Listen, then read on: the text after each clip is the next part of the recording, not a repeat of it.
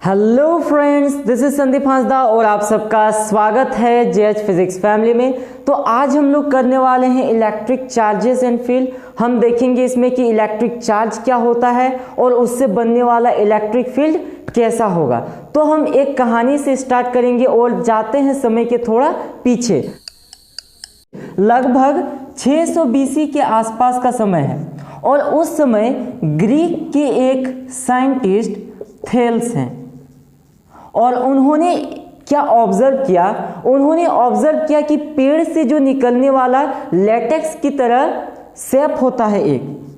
उन्होंने ऑब्जर्व किया fossilised tree shape और उसका नाम है एम्बर।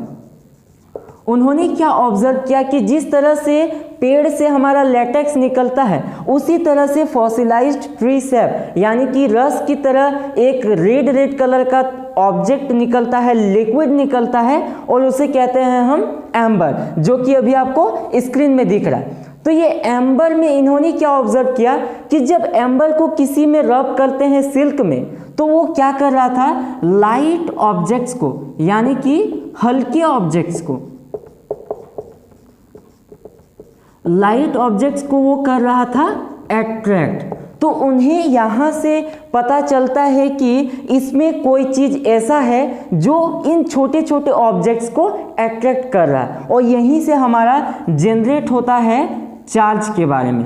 और हम जो पढ़ रहे हैं ये चैप्टर ये इलेक्ट्रिसिटी से रिलेटेड है तो उस बारे में भी कर लेते हैं। हमारा ये जो है इलेक्ट्रिसिटी ये ग्रीक वर्ड से जनरेट हुआ है इलेक्ट्रॉन से। एक ग्रीक वर्ड इलेक्ट्रॉन से जनरेट हुआ है जिसका मतलब होता है एम्बर।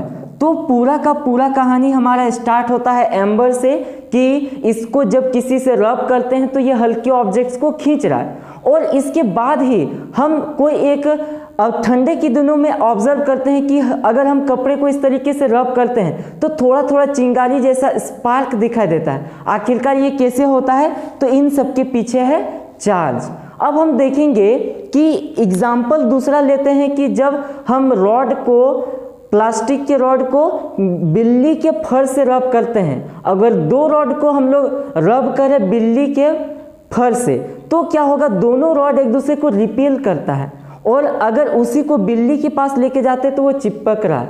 तो इसके पीछे एक लॉजिक आया कि अगर दो रॉड है वो एक दूसरे को रिपेल कर रहा है मतलब कि उन दोनों में एक जैसा चार्ज होगा, या तो प्लस प्लस या फिर माइनस माइनस, और दोनों अट्रैक्ट कर रहा है यानी कि ये होगा प्लस और माइनस।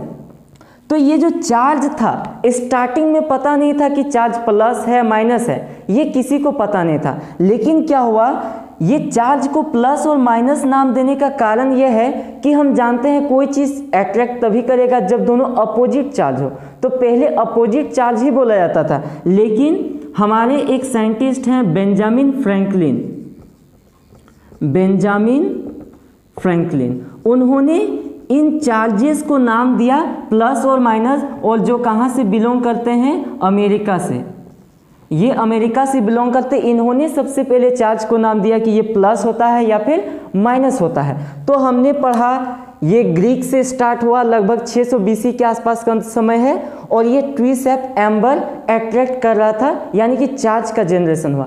तो इस चैप्टर में हम चार्ज के बारे में ज़्यादा नहीं पढ़ेंगे, हम पढ़ेंगे इलेक्ट्रिसिटी और इलेक्ट्रोस्टैटिक फील्ड के बारे में। तो उसको समझते हैं। ये हो गया, तो स्क्रीनशॉट ले लीजिए।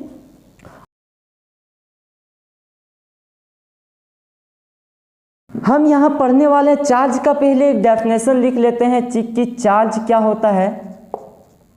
Charge is a physical property of an object due to which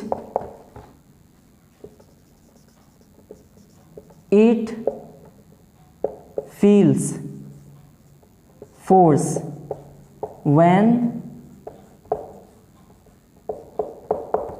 kept in electromagnetic field. इसके बारे में क्या कहा गया है कि चार्ज हमारा एक फिजिकल प्रॉपर्टी है ऑब्जेक्ट का, कि जैसे हम मान लेते हैं ये चार्ज है, ये पता कैसे चलेगा जब इसके सामने कोई एक फील्ड होगा, इलेक्ट्रोमैग्नेटिक फील्ड, अगर ये उससे अट्रैक्ट हो रहा है तो हम बोलेंगे कि ये चार्ज्ड पार्टिकल है। अब हम यहाँ चार्ज के बारे में ज़्यादा डिस्कस नहीं करेंगे, हम यहाँ पढ़ने वाले हैं इलेक्ट्रोस्टैटिक फील्ड के बारे में। अब यहाँ देखते हैं ये इलेक्ट्रोस्टैटिक को हम दो हिस्सा में तोड़ सकते हैं, इलेक्ट्रो और स्टैटिक। स्टैटिक का मतलब होता है एनीथिंग दैट डजंट मूव और चेंज विथ टाइम। हम इसमें देखने वाले स्टैटिक किसको बोलेंगे, वैसा कोई भी चीज जो ना तो समय के साथ मूव कर रहा है और ना ही घट बढ़ रहा है, तो उसको हम बोलेंगे स्टैटिक। तो यहाँ पे हमारा ये जो इलेक्ट्रॉन है यानी कि चार्ज है, चार्ज क्या है, रुका हुआ है। तो इलेक्ट्रोस्टैटिक के बारे में हम क्या लिख सकते हैं, इलेक्ट्रोस्टैटिक। तो इसके बारे में हम लिख सकते हैं it deals with force, potential and field arised due to static charge। तो हम इलेक्ट्रोस्टैटिक्स में पढ़ने क्या वाले हैं, हम पढ़ेंगे कि वैसा चार्ज जो रुका हुआ है उसके द्वारा जनरेट होने वाला फोर्स के बारे में, उसके द्वारा जनरेट होने वाला पोटेंशियल एनर्जी के बारे में और उससे बनने वाले फील्ड के बारे में हम पढ़ेंगे इस पूरे चैप्टर में इलेक्ट्रोस्टैटिक्स में। तो स्क्रीनशॉट ले लीजिए। अब हम देखने वाले हैं कि कंडक्टर्स किसको बोलेंगे और इंसुलेटर्स किसको बोलेंगे, और साथ ही साथ इसके जस्ट बाद देखेंगे कि अगर कोई पार्टिकल हमारा चार्ज्ड है इसका डेमोन्स्ट्रेशन कैसे करें, कैसे समझें। तो इसका स्क्रीनशॉट ले लीजिए।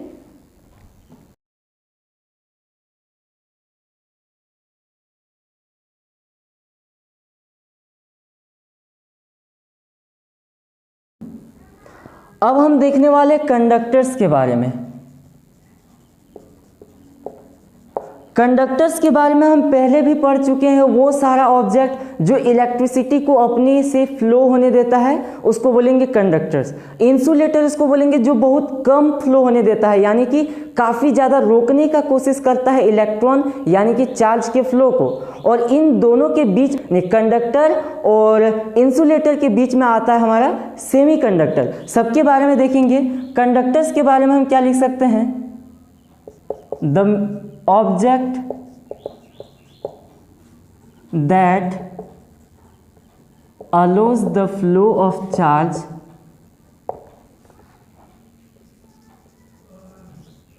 from them easily, through them इसमें लिखते हैं ज़्यादा बेहतर होगा, through them easily are called conductors।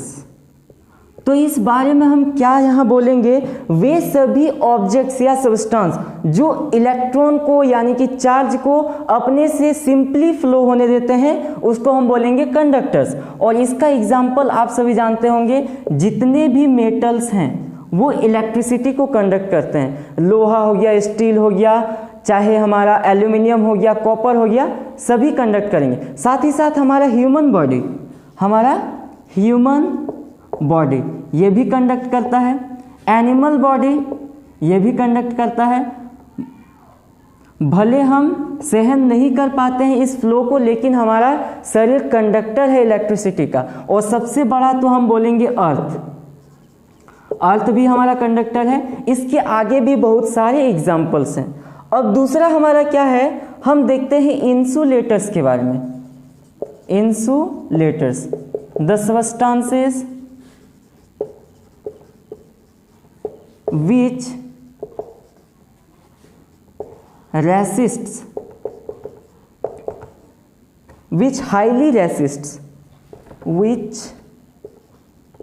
highly resists the flow of charge or electricity through them are called insulators। तो यहाँ पे हमारा दूसरा टर्म आ गया इंसुलेटर, और इंसुलेटर उसको बोलेंगे जो चार्ज को काफ़ी ज़्यादा रोकता है, लेकिन इसका मतलब ये नहीं कि बिल्कुल रोक लेता है, थोड़ा थोड़ा चार्ज फ्लो होता है लेकिन बहुत कम। और इसका एग्जाम्पल में हमारा आ जाएगा वुड यानी कि लकड़ी, प्लास्टिक, साथ ही साथ एयर भी हमारा बैड कंडक्टर्स ऑफ इलेक्ट्रिसिटी है, उन्हीं को हम कहते हैं इंसुलेटर्स। और इसके आगे भी बहुत सारे एग्जाम्पल्स हैं etc। सेमीकंडक्टर्स के बारे में, सेमीकंडक्टर्स इनका जो रेसिस्टिविटी होता है, रेसिस्टिविटी यानी कि चार्ज के फ्लो को रोकने का पावर, ये अधिक होता है कंडक्टर से और कम होता है इंसुलेटर से। तो इसका मतलब क्या हुआ, कंडक्टर में आसानी से चार्ज फ्लो होगा, सेमीकंडक्टर में थोड़ा प्रॉब्लम के साथ, और इंसुलेटर्स में बहुत ज़्यादा प्रॉब्लम होगा चार्ज फ्लो होने में। और ये बहुत ज़्यादा यूज़ होगा हमारा, इसके लिए एक अलग सा चैप्टर है, चैप्टर नंबर 14, जिसमें हम सेमीकंडक्टर डिवाइसेस को करेंगे। तो यहाँ तक हो गया। अब इससे आगे हम देखने वाले हैं कि अगर कोई बॉडी चार्ज है उसको हम समझेंगे कैसे। उसके लिए एक डेमोन्स्ट्रेशन दिया हुआ है, गोल्ड लीफ इलेक्ट्रोस्कोप, जो कि बुक का है, जो स्क्रीन में दिखाई दे रहा है। हो गया। अब हम देखते हैं ये काम कैसे करेगा।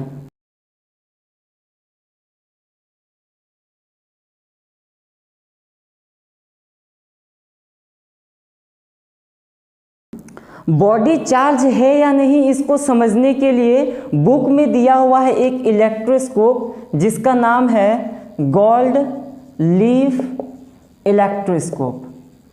अब इसमें देखिए होता क्या है, एक हमारा चैम्बर है, यानी कि वैसा बॉक्स जिसके अंदर में वैक्यूम है, हवा भी नहीं है, और इसको ग्लास से हम लोग पूरी तरह से ढक के रखे हैं ताकि हमें दिखाई दे। और यहाँ पे क्या किया है, हमने एक होल किया है, यहाँ से पार कर दिया एक मेटल के रॉड को, और इस मेटल के ऊपर में ये नोब है, यानी कि ये इस तरह से बना हुआ है। और यहाँ पे हमने क्या किया, पत्ती है गोल्ड का, जैसे कि मान लेते हैं ये हमारा गोल्ड लीफ है, हम ये मान लेते हैं हमारा गोल्ड लीफ, सोने का बना हुआ पन्नी है, इसको हम मोड़ देते हैं, ये इस तरह है, मोड़ देते हैं। जब मोड़ देंगे तो क्या हो जाएगा, ये बनेगा हमारा इस तरह का, इस तरह का बन जाएगा हमारा। और उसी को हम रख देंगे यहाँ पर, मान लेते हैं कि इसको रख दिया हमने इस तरीके से, ये हो गया हमारा गोल्ड लीफ, गोल्ड लीफ। अब ये यहाँ पे, ताकि हमारा इलेक्ट्रिसिटी सिर्फ यही रॉड कंडक्ट करे, यहाँ हमने लगा के रखा रबर, जो कि बैड कंडक्टर ऑफ इलेक्ट्रिसिटी है, इधर इस मेटल के बॉक्स में आने नहीं देगा। अब हम क्या करते हैं, जैसे ही हमारा ये कंप्लीट हुआ, इसके बाद हम इसके सामने लेके आते हैं एक चार्ज्ड पार्टिकल, मान लेते हैं पॉजिटिव चार्ज है, ये चार्ज्ड पार्टिकल, चार्ज्ड पार्टिकल वाला रॉड ले लेते हैं, और ये है हमारा मेटल रॉड। अब जैसे ही इसको इसके सामने लेके आएंगे तो हम जानते हैं मेटल्स क्या है, गुड कंडक्टर्स ऑफ इलेक्ट्रिसिटी, आराम से चार्ज फ्लो होगा। तो जैसे ही ये इसके सामने आया तो चार्ज फ्लो होके आएगा इधर इधर इधर इधर इधर, और ये क्या हो जाएगा, इस गोल्ड में धीरे धीरे डिस्ट्रीब्यूट होने लगेगा, बंटने लगेगा। तो हुआ क्या, गोल्ड में ये पूरी तरह से डिस्ट्रीब्यूट हो गया, इस तरह से चारों तरफ से प्लस प्लस प्लस। और हम जानते हैं जैसे ही प्लस प्लस दोनों चार्ज होगा, दोनों रिपेल करेगा, तो ये क्या हो जाएगा, इस तरह जो था, ये था हमारा इनिशियल कंडीशन। तो फाइनल कंडीशन जब हम इसको लेके आएंगे तो यही गोल्ड लीफ इस तरह से फैल जाएगा, और इससे पता चल जाएगा हमें कि ये जो गोल्ड का पन्नी है, सोने का पन्नी, ये चार्ज्ड हो गया। तो इस तरह से हमने देखा कि कोई बॉडी चार्ज्ड है या नहीं, ये डेमोन्स्ट्रेशन था गोल्ड लीफ इलेक्ट्रोस्कोप। इसका दूसरा है सिंपल इलेक्ट्रोस्कोप, जिसको घर में भी बना सकते हैं। इसके जगह पे हम रख सकते हैं एक कागज को, यानी कि पन्नी को। तो ये भी हमारा कंप्लीट है। अब हम देखने वाले हैं आज का लास्ट टर्म, और इसमें देखेंगे some basic properties of charges, कि चार्ज का क्या क्या प्रॉपर्टी होता है। तो उससे पहले स्क्रीनशॉट ले।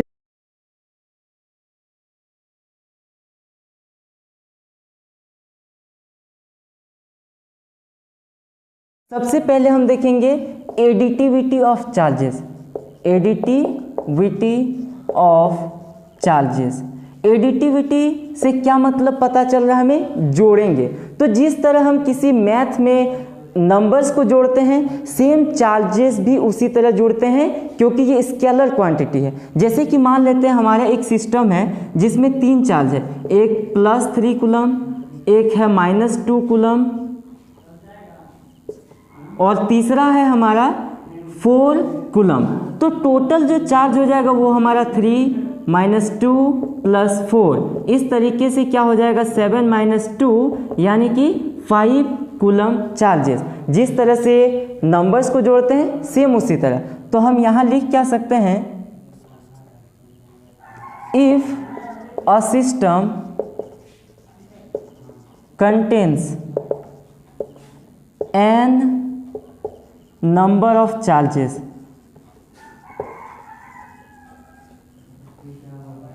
then total charge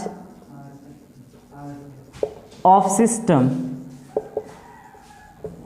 is given by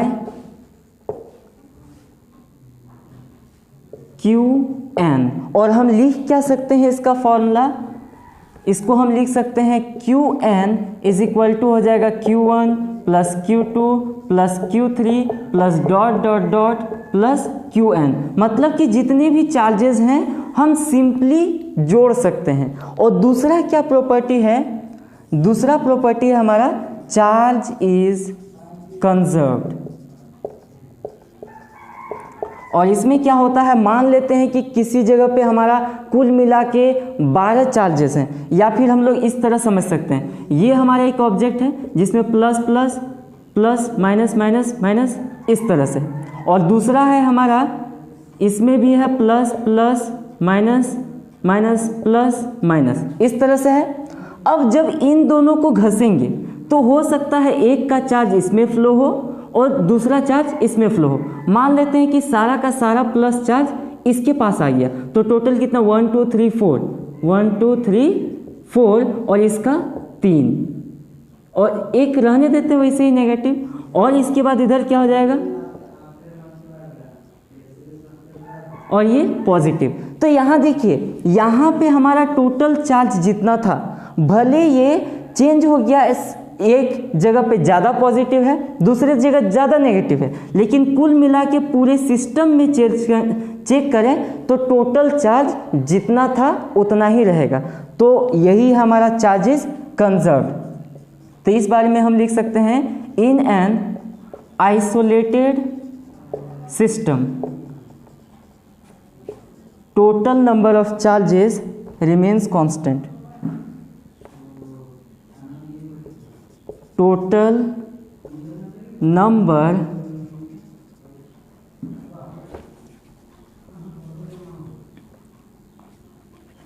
of charges remains constant. Remains constant.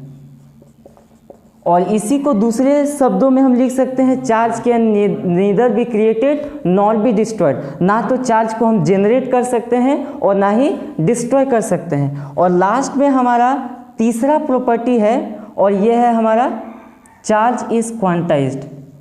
Charge is quantized.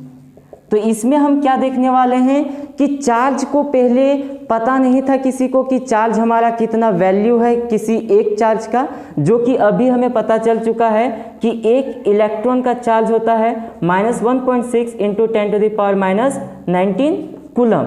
या फिर हम चेक करते हैं एक प्रोटॉन का चार्ज, तो ये होता है +1.6 × 10⁻⁻19 कूलम। तो ये चार्ज क्वांटाइज्ड है।